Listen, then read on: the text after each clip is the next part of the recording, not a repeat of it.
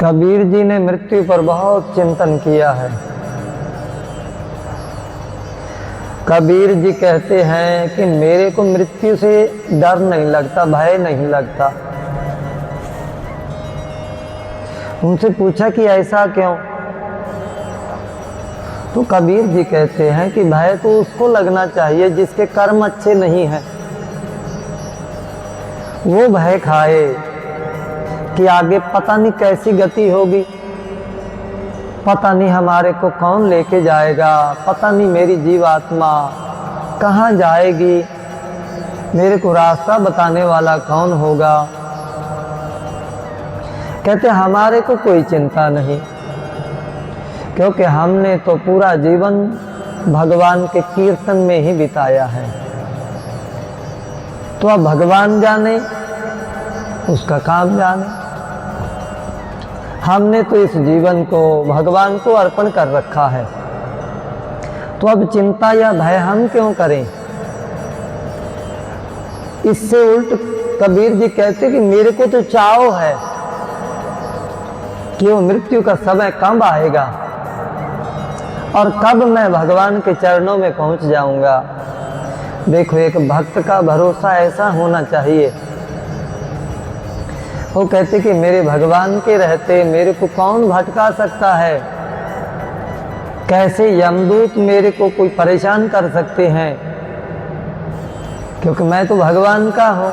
मैंने अपने आप को भगवान को अर्पित कर रखा है।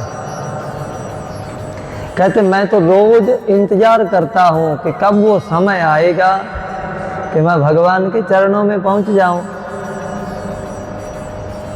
कबीर मोहे मरने का चाव है, मरऊं त हर के द्वार, मत हर पूछे कौन है, परा हमारे बार। बस कहते मेरी और कोई इच्छा नहीं, जब मेरी मृत्यु आए तो मैं भगवान के द्वार पर हूँ, शिवालय के दरवाजे पर हूँ या शिवालय के रास्ते पर हूँ, ताकि किसी को भी परिचय ना बताना पड़े कि ये कौन था। सब लोग ये जान जाएं कि ये तो कोई ना कोई भक्त ही होगा।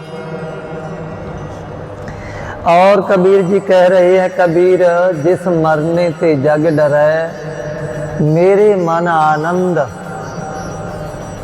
कहते जो जगत के लोग मृत्यु से डरते हैं, उस मृत्यु को लेकर के तो मेरे मन में आनंद है, क्योंकि मरने ही ते पाई है पूर्ण परमानंद।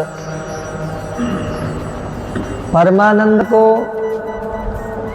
जीवन के रहते भी पाया जा सकता है, उसके आनंद को माना जा सकता है, उसके होने का आभास हमारे को प्राप्त होता है। लेकिन कबीर जी कहते कि पूर्ण रूपेण तो मृत्यु के बाद ही पाया जा सकता है। मरने ही ते पाई है पूर्ण परमानंद। उस परम आनंद का जो पूर्ण आनंद है वो तो मरने पर ही पाया जाएगा। इसलिए कहते मेरे मन में कोई भय नहीं, और भक्त के मन में कोई भय होना भी नहीं चाहिए।